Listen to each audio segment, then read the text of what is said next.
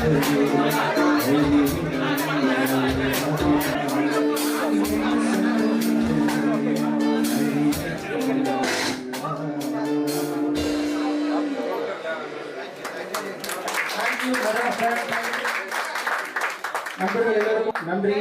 உலகநாயகன் அவர்களோட ரஞ்சித் அவர்களை நம்ம ஒப்பிட முடியாது. இவருடைய சாதனை, இவருடைய அனுபவம் என்பது ரொம்ப உயரமானது. ஆனால் இருவருக்கும் உள்ள ஒரு பொதுவான பண்பாக நாம் காண்பது, ஒரு கலையின் வழியாக தாங்கள் ஈட்டிய பொருளாதாரத்தை, புகழ் வெளிச்சத்தை மீண்டும் அந்த கலையின் மீது மறுபுதலீடு செய்து ஒரு மிகப்பெரிய மாற்றத்தை உருவாக்கி கொண்டிருக்கும் இரண்டு கலைஞர்களை நாம் இந்த மேடையில் பார்ப்பதில் ரொம்ப மகிழ்ச்சி அடைகிறோம். சார் பத்தி சொல்லணும்னா, தமிழ் இலக்கியத்திற்கும் தமிழ் சினிமாவுக்கும் பாடமாக பன்னெடுங்காலமாக இருக்கும் ஒரு படைப்பாளி இவர். இந்திய அளவுல இன்னைக்கு இந்திய அளவுல இருக்கிற உச்ச நட்சத்திரங்கள்ல இவர் அளவுக்கு எழுத்தாளர்களோடவும் ஓவியர்களோடவும் நாட்டாரியல் அறிஞர்களோடவும் தொடர்ந்து இருக்கக்கூடிய ஒரு மிகப்பெரிய திரை ஆளுமை திரு கமலஹாசன் சார் அவர்கள். ஒரு உச்ச நட்சத்திரத்துடைய ரசிகர்கள்லாம் என்ன பண்ணுவாங்க? கட்டவுக்கு பால் ஊத்துவாங்க, இல்ல காவடி தூக்குவாங்க. ஆனா இந்தியாவிலேயே ஒரு உச்ச நட்சத்திர ரசிகர்கள் எல்லாம் சேர்த்து சிட்டிகள் நடந்தாங்கன்னா அது இவருடைய ரசிகர்கள் மட்டும்தான். ஆக்சுவலா சொல்லப்போனா அவங்க கிட்டத்தட்ட மையம் பெயரில் 26 இதழ்கள் நடத்திருக்கிறாங்க. அந்த 26 இதழ்ல தமிழ் சூழல்ல தமிழ் நவீன இலக்கியத்துல மிக முக்கியமான படைப்பாளிகள்லாம் அதுல பங்கேற்றிருக்கிறாங்க. சொல்லப்போனா சாரே தன்னுடைய புனைப்பெயர்ல திரைக்கதை நுட்பங்கள் குறித்தும் உலக சினிமா அறிமுகங்கள் கொடுத்தோம், புதிய தொழில்நுட்ப கலைகளோட அறிமுகம் கொடுத்தோம். தொடர்ந்து கட்டுரைகள் எழுதியிருக்கிறான்னு சொல்லி எங்களுக்கு தெரிய வந்தது. அப்புறம் சிற்றுதல் நடத்தி வாசகர்கள் சரியா சந்தா கட்டினாலுமே தொடர்ந்து ஒரு குறிப்பிட்ட வருடத்திற்கு அவர்கள் வீட்டுக்கு புத்தகத்தை அனுப்பி சொல்லியிருக்கிறாரு. இவருக்கு 1.5 லட்சம் ரூபாய் சம்பளம் இருக்கும்போது ஒரு 2.5 லட்சம் ரூபாய்க்கு சிற்றுதல் நடத்தி நட்டம் அடைந்தவரால் இவர் ஒரு இலக்கியவாதி நம்ம அடையாளம் பண்ணலாம். குறிப்பா இப்படி இலக்கியம் சார்ந்து, புத்தகங்கள் சார்ந்து, ஒரு பண்பாட்டு நாட்டம் சார்ந்து தொடர்ந்து இயங்கக்கூடிய உலகநாயகன் கமலஹாசன் சார் அவர்களை நம்மளுடைய நீரம் பண்பாட்டு அரங்கத்திற்கு திறந்து வைத்ததில் உள்ளபடியே பெரும் மகிழ்ச்சி அடைகிறோம். இப்படிப்பட்ட ஒரு மாபெரும் இந்திய சினிமா ஆளுமையை நம்மளுடைய நிகழ்வுக்கு வாழ்த்துறை வழங்க அழைப்பதற்கு நாம் மிகவும் பெருமை கொள்கிறோம். உங்களுடைய கலைவழிகளுக்கிடையே சார் அவர்கள் நன்றி வாழ்த்துறை வழங்க.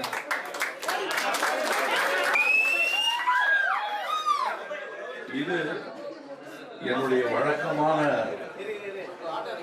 மேடை பேச்சுகளில் நான் உபயோகிக்கும் வார்த்தை என்றாலும் இதுதான் என் வாழ்க்கையின் உண்மை தத்துவம்.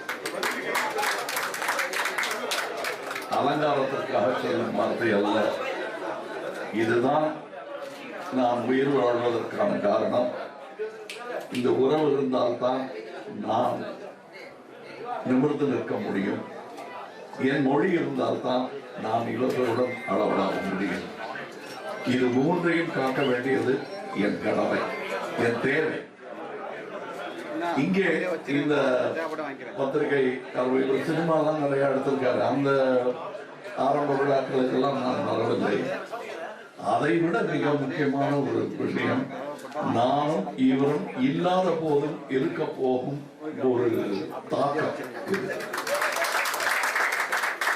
எப்படி நான் 35 வருடத்திற்கு முன்னாடி 26 இதழ்கள் மட்டுமே நடத்தி முடித்த மையத்தை பற்றிய பேச்சு இன்றும் இருக்கிறதோ, அதுபோன்று இங்கே நம் சரித்திரத்தை சொல்லும் பொழுது முயன்றார்கள், பலர் முயன்றார்கள்.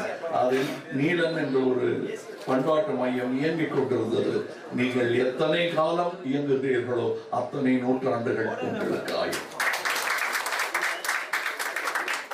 இங்கே உள்ளே பேசிக் கொண்டிருக்கும் போது சொன்னேன், அரசியல் என்பது தனியாகவும் நம் கலாச்சாரம் என்பது தனியாகவும் வைத்திருக்க வேண்டிய நிர்பந்தத்தில் நாம் இருக்கிறோம்.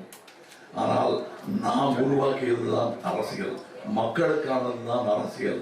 அதை திருப்பி போட்டு தலைகீழாக பிடித்து பார்த்து கொண்டிருக்கிறோம். ஆளும் கட்சி, ஆள்பவர்கள் என்னும் வார்த்தையே இனி வரக்கூடாது என்று நினைக்கிறேன். நாம் நியமித்தவர்கள் அவர்கள் என்னும் எண்ணம் மக்களுக்கு வரும் பட்சத்தில் ஜனநாயகம் நீடூழி வாழும். அப்படி இல்லாமல் தலைவனை வெளியே தேடிக்கொண்டிருக்கும் தலைவர்கள் பலர் இங்கே கீழே குடிமகன்களாக அமர்ந்திருக்கிறார்கள். அவர்கள் தன்னளவில் தலைவன் தான் என்பதை உணரும் பட்சத்தில் உலகின் மிகப்பெரிய ஜனநாயகமாக இந்தியா வரக்கூடும்.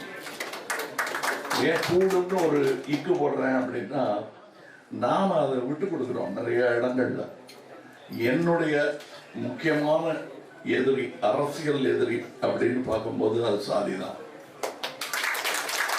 நான் அதை இன்னைக்கு சொல்லல, 21 வயசு பையனா இருந்த போது நான் சொல்லிட்டு இருந்தேன். இப்ப இன்னும் அதை நல்ல வார்த்தைகளில், பதமான வார்த்தைகளில் சொல்லும் பக்குவம் எனக்கு வந்திருக்கிறது. அவ்வளவுதானே தவிர கருத்து மாறவே இல்லை. சக்கரத்திற்கு பிறகு மனிதனின் மாபெரும் சிருஷ்டி கடவுள், அதை மறந்து விடாதீர்கள்.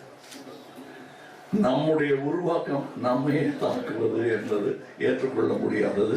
அது கொடூரமான ஆயுதம் என்பது இந்த சாதி. அதை அரசியலிலிருந்து நீக்க வேண்டும் என்பது எனக்கு 3 தலைமுறை தள்ளி இருந்த அம்பேத்கர் ஆரம்பத்திலிருந்து சொல்லிக் கொண்டிருக்கிறார். ஆனால் இன்றும் நடந்த பாடில்லை. அந்த தொடர் போராட்டத்தின் ஒரு நீட்சியாகத்தான் நான் நீலம் பண்பாட்டு மையத்தையும் பார்க்கிறேன். ஸ்பெல்லிங் வேணா வேற இருக்கலாம், மையமும் நீளமும் ஒண்ணுதான். முயற்சி எல்லாம் ஒண்ணுதான். நான் மையம் பத்திரிகை ஆரம்பித்ததற்கான காரணமும் அதுதான். இன்னைக்கு நானே அதில் எழுதியிருக்கும் தலையங்கங்களை பார்த்து நானே வியக்கிறேன். இப்பொழுது அரசியல்வாதியான பிறகு சில சமரசங்கள் செய்து கொள்ள வேண்டிய நிர்பந்தம் இருக்கிறது. ஆனால் அந்த 26, 27 வயது இளைஞனுக்கு அந்த சமரசங்கள் எதுவும் இல்லை. அவர் எடுத்து வைத்த அந்த கருத்துக்கள் இன்று எனக்கு வியப்பாக இருக்கிறது. அதே போல் ரஞ்சித் அவர்களுக்கு தான் ஆரம்பித்து வைத்த இந்த போராட்டம் அவருக்கு இன்னும் தாடியெல்லாம் வெள்ளையான பிறகு இதையே பார்த்து அவரே ரசிகராக, தன்னுடைய முயற்சிக்கு ரசிகராக மாற வேண்டும் என்பதுதான் என்னுடைய வாழ்த்து. இங்கே அவருடன் இருக்கும் என்னுடைய சகோதரர்கள் அனைவருக்குமே இந்த வியப்பு நேரிட வேண்டும். வருடங்கள் தொடர்ந்து செய்யும் பொழுது நிறைய சிக்கல்கள், தடங்கல்கள் வந்து கொண்டே இருக்கும். அது இல்லாமல் வாழ்க்கை இல்லை. அதை நீங்கள் தொடர்ந்து செய்தால் நான் சொன்ன உங்களுக்கான வாழ்த்து. நீங்கள் எத்தனை ஒவ்வொரு 10 ஆண்டு காலம் நீங்கள் நிகழ்த்தும் போது ஒரு நூற்றாண்டில் உங்கள் ஆயுளை நீட்டிக் கொள்கிறீர்கள் என்பதுதான் நான் உங்களுக்கு சொல்லும் வாழ்த்து, அறிவுரை. எப்படி வேணாலும் எச்சரிக்கை, எப்படி வேணாலும் வச்சுக்கலாம். அதை நீங்க ஞாபகம் வச்சுக்கிட்டீங்கன்னா உங்கள் பயணம் இன்னும் எளிதாக இருக்கும். இங்கிருந்து அறிவு பெற போகிறவர்கள் இன்னும் எத்தனை பேர், இதில் எத்தனை அயோத்திதாச பண்டிதர்களை நீங்கள் உருவாக்க போகிறீர்கள்.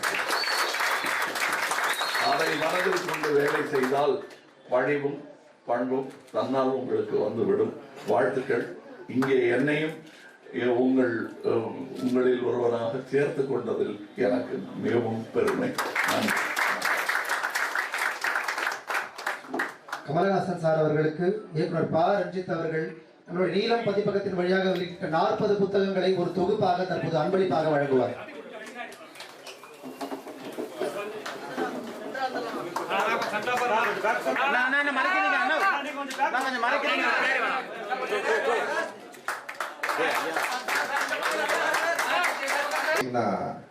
அழைக்கல நான்.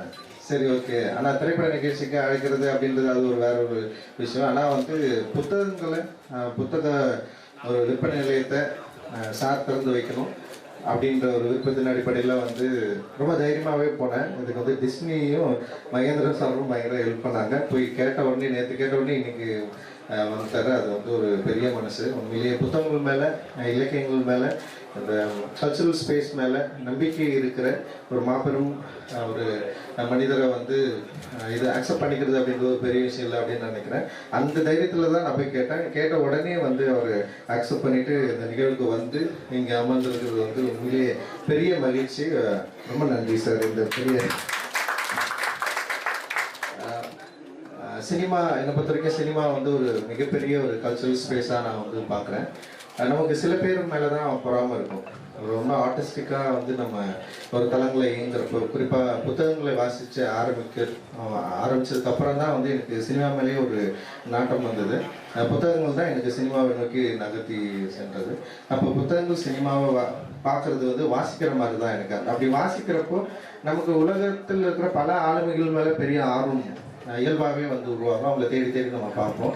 அப்படி உலக ஆளுமைகள் ஒருவராக திகழக்கூடியவராக தான் நான் கமலஹாசன் சார் நான் பார்க்குறேன். ஏன்னா வெறும் சினிமாவை மட்டும் பார்க்காம அடுத்த கட்ட பண்பாட்டு பாய்ச்சலாக தன்னுடைய திரைப்படங்களில் தன்னுடைய நடிப்பு திறமை, தன்னுடைய கதை ஆர்வங்களில், குறிப்பாக அவருடைய எழுத்து பணிகளில் அவருடைய திரைப்பாணியை வந்து செழுமைப்படுத்திட்டே இருந்தார். நீங்கள் வந்து சாருடைய வந்து திரைப்படங்களை வந்து நம்ம கட்டங்கட்டங்களாக பிரித்தாலே வந்து அந்த திரைப்படத்துடைய வளர்ச்சியை நம்ம ஈஸியாக நம்மளால் புரிஞ்சுக்க முடியும். ஆரம்ப கட்டத்தில் எப்படி இருந்தது, அப்புறம் மிடில் ஸ்பேஸில் எப்படி இருந்தது, அதுக்கப்புறம் வந்து 80s எப்படி இருந்தது, இப்போ வந்து சினிமா எப்படி இருக்குது அப்படின்றது வந்து சாரோட திரைப்படங்கள், அவருடைய கதை தெருவில், குறிப்பாக அவருடைய இயக்கங்களில், அப்புறம் அவருடைய பரிச்சார்த்த முறையில் செய்த திரைப்படங்களில் வந்து நம்ம ஆய்வு செஞ்சாலே இந்த திரைப்படங்கள் எப்படி சமூகத்துக்கு வந்து ஒரு ஆர்டிஸ்டிக்கான ஸ்பேஸ் உருவாக்குது, எப்படி கலை பண்பாட்டு துறைகளில் திரைப்படங்களுடைய பாதிப்பு எந்த அளவுக்கு மிக முக்கியமாக இருக்கிறத வந்து நம்மளால் ஈஸியாக புரிஞ்சிக்க முடியும். அண்டு வந்து அவர்கிட்ட நான் ரொம்ப வியக்கிறது வந்து அவருடைய கவிதை எழுத்து பாணி தான். லைக் வந்து விருமாண்டியோடைய அந்த என்ன சொல்கிறது, அந்த ஸ்ட்ரக்சர் இருக்குல்ல, அதை எப்படி வந்து அவர் அது உருவாக்க முடியும், எப்படி அதை கண்டுபிடிச்சார், அப்புறம் அந்த லைஃப்பை எப்படி அவரால் கிராக் பண்ண முடிஞ்சது, அது மாதிரி நிறைய திரைப்படங்களை வந்து நம்ம வந்து சொல்லலாம். அவர் ரொம்ப இன்வால்வ்டோட இருக்கு. குறிப்பாக மகாநதியை சொல்லலாம். இந்த மாதிரி வந்து என்னென்னா ஒரு ரெகுலர் சினிமா, ஒரு மெயின் ஸ்ட்ரீம் சினிமாவில் தனியாக ஒரு ஹார்ட் ஃபிலிம் பண்ணாமல் அந்த ஹார்ட் ஃபிலிம் அப்படின்ற அந்த ஆர்ட் ஹவுஸ் மூவியை மெயின் ஸ்ட்ரீம் சினிமாவுக்கு கொண்டு வந்து அதை வந்து மக்கள்கிட்ட பரவலாக கொண்டு போய் சேர்த்ததில் கமல்ஹாசன் சாருடைய மிக முக்கியமான பங்கு இருக்கிறதா நான் வந்து பார்க்குறேன். அதில் வெற்றியும் அடைஞ்சிருக்காரு அவர். அது வந்து ரொம்ப சாதாரண விஷயம் கிடையாது.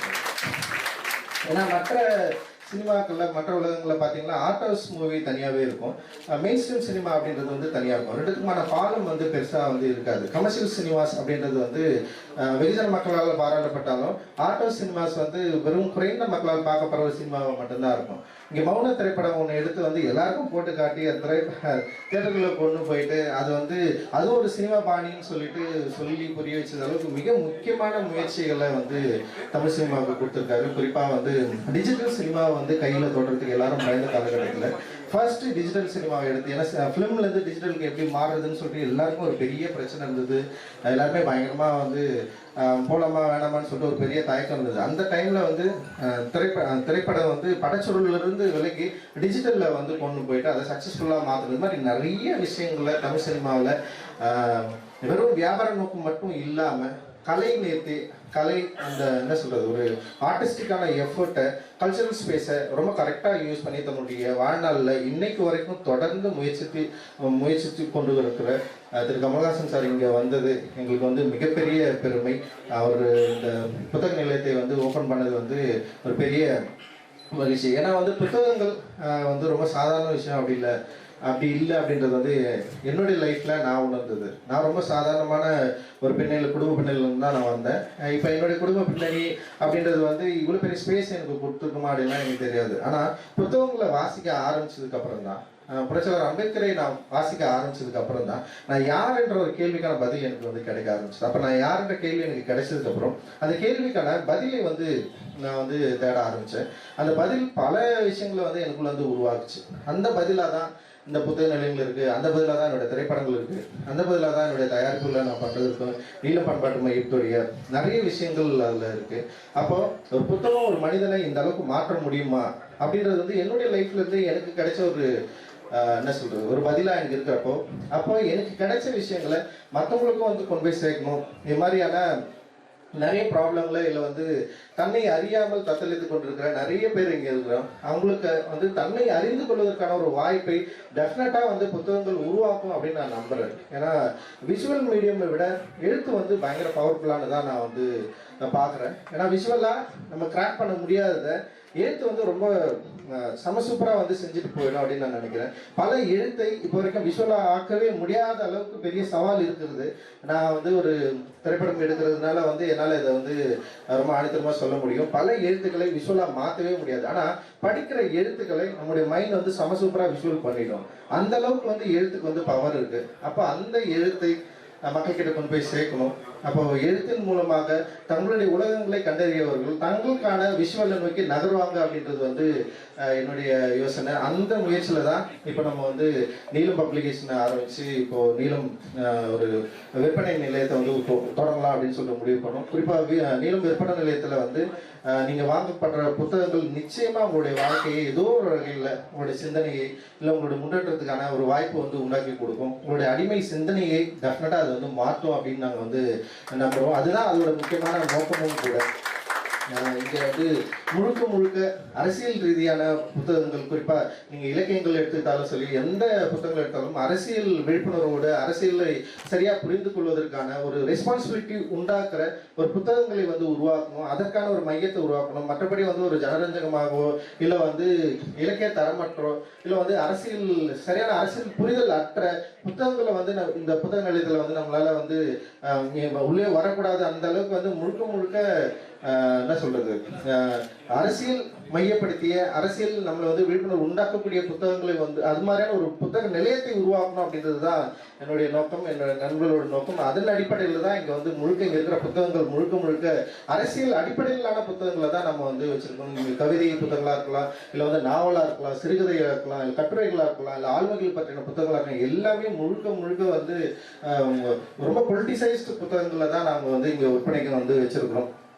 இது இந்த மாதிரியான நிறைய விஷயங்களை நம்ம தொடர்ந்து செய்வதற்கு இப்போ நீங்கள் தொடர்ந்து ஆதரவு கொடுத்துருக்கிறது ரொம்ப நன்றி. இந்த ஸ்பேஸை வந்து உருவாக்குறதுக்கு என் கூட இன்னும் ஒர்க் பண்ண நீலம் பண்பாட்டு மைய தோழர்கள், நீலம் பப்ளிகேஷன் தோழர்கள், அண்ட் வந்து நீலம் சோசியல் பூவை நண்பர்கள் நிறைய பேர் இருக்காங்க. நீலம் பப்ளிகேஷனை ரொம்ப சரியாக நடத்திட்டு இருக்கிற வாசிக்கு பாஸ்கர் அண்டு அவரோடு இருக்கிற மற்ற தோழர்களுக்கும் என்னுடைய நன்றியை நான் வந்து தெரிவிச்சுக்கிறேன். இந்த ஸ்பேஸை வந்து உருவாக்குறதுக்கு இறையன்பு மற்றும் அனிதா 2 பேர் வந்து சமஸ்து கூட ஒர்க் பண்ணி இந்த ஸ்பேஸை வந்து உருவாக்கி கொடுத்துருக்காங்க. ரொம்ப அற்புதமாக வந்து வடிவமைச்சிருக்காங்க. அண்ட் வந்து இவ்வளவு காலம் நம்மளோடு தொடர்ந்து இயங்கி கொண்டிருக்கிற, குறிப்பாக நம்ம எடுக்கிற எல்லா என்ன சொல்றது முயற்சிகளையும் வெற்றிகரமாக மாற்றிக்கொண்டிருக்கிற தோழர்களுக்கு, நண்பர்களுக்கு என்னுடைய மிகப்பெரிய நன்றி. இந்த விழாவை உலகநாயகன் கமலஹாசன் அவர்கள் வந்து சிறப்பித்து இது மிகப்பெரிய வெற்றியாக மாற்றியதற்கு அவருக்கு மிகப்பெரிய நன்றிகள். தொடர்ந்து இவ்வளோ இருப்பீர்கள் என்று நம்புகிறேன் சார். Thank you sir. மகிழ்ச்சி. ஜெய்.